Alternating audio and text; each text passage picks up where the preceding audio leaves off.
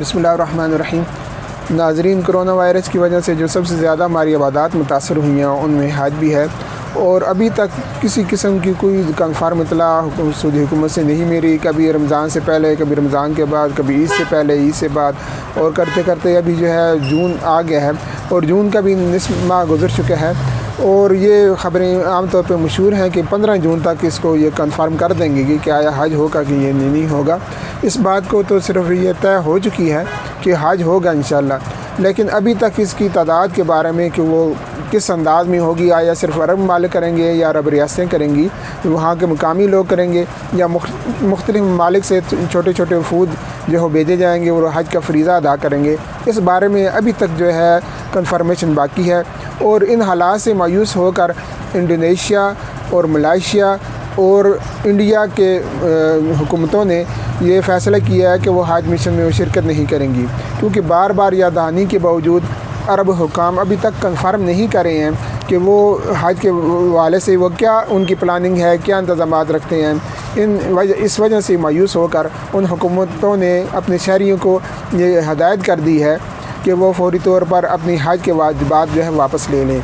लेकिन दूसरी तरफ हम ये देखें कि सऊदीया से परवाज़ें जो है वो भी शुरू कर दी गई हैं और लोग आ और जा रहे हैं। और इसके अलावा हिफाजती इक़दाम भी उन्होंने कर दिए हैं, बहुत सारी मसाजिद भी उन्होंने खोल दिए हैं, सैनिटाइजेशन के अमल को भी वो जारी रख रहे हैं, SOPs का ख्याल रख रहे हैं। और फिर कुछ न कुछ एक हल्की सी उम्मीद जो है इस बारे में आ जाती है कि हज जो है उसका फ़रीज़ा अदा होगा। लेकिन अभी तक जो है हुकूमत की तरफ से जो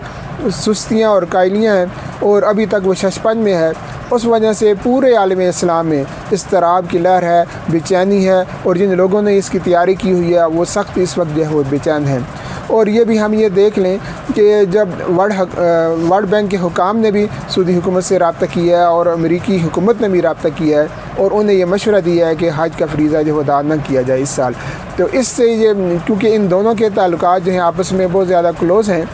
और इस वजह से फिर ये हज मिशन जो है वो एक बार फिर ख़तरे में वो जा रहा है। तो अब तक की जो इतलात हैं वो यही हैं कि अभी तक हुकूमत ने, सऊदी हुकूमत ने कन्फर्म ये कुछ नहीं बताया कि आया वो किस अंदाज़ में हज करेगी। तो इससे पहले जो ये ख़बर मशहूर थी कि तमाम मालिक का कोटा जो है वो बहुत कम कर दिया जाएगा, हम 20% तक से उनके फुल कोटे में से 20% तक के लोगों को इजाज़त दी जाएगी।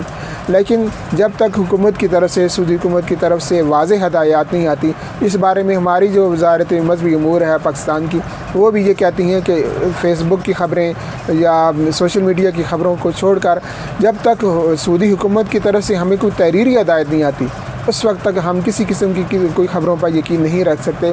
पूरे आलम इस्लाम की ये दुआ है और ये अल्लाह के हुज़ूर इल्तिजा है और सब की ये ख्वाहिश है कि हज का फ़रीज़ा हर सूरत में अदा हो। अब ये देखिए कि हुकूमत किस अंदाज़ में करती है सऊदी हुकूमत। और फिर भी ये देख लें कि इससे पहले जो SOPs आई थी और सऊदी हुकूमत की तरफ से जो हदायत आई थी उनमें यही था कि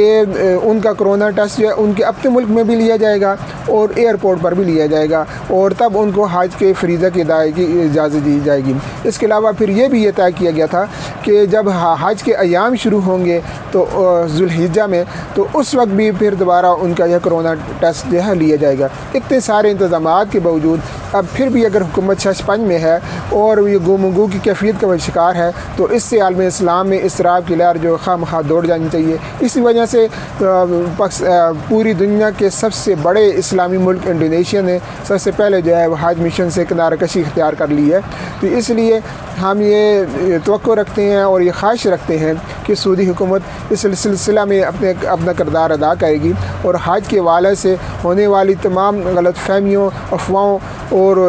गलत प्रोपेगेंडा का उसका इस्तेसाल करेगी और फौरी तौर पर हज की तैयारियों के लिए वो अपनी वज़ारत मज़हबी अमूर को कह देगी, क्योंकि हज जो है वो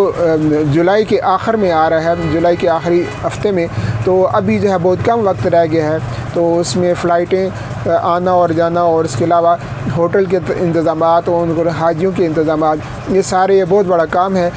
اور اس سلسلے میں مزید تاخیر جو ہے نامناسب بھی ہوگی، اور حجاج کے لیے جو کہ اللہ تعالیٰ کے مہمان ہوں گے، ضیوف رحمان ہیں، ان کے لیے پھر مشکلات کا بھی باعث ہوگی۔ اللہ تعالیٰ سے دعا ہے کہ ہمیں اس وبا سے محفوظ رکھے اور حج جیسے اہم ترین فریضہ کو ادا کرنے کے لیے ہمارے لیے سہولتیں پیدا کرے۔ وآخر دعوانا ان الحمد للہ رب العالمین۔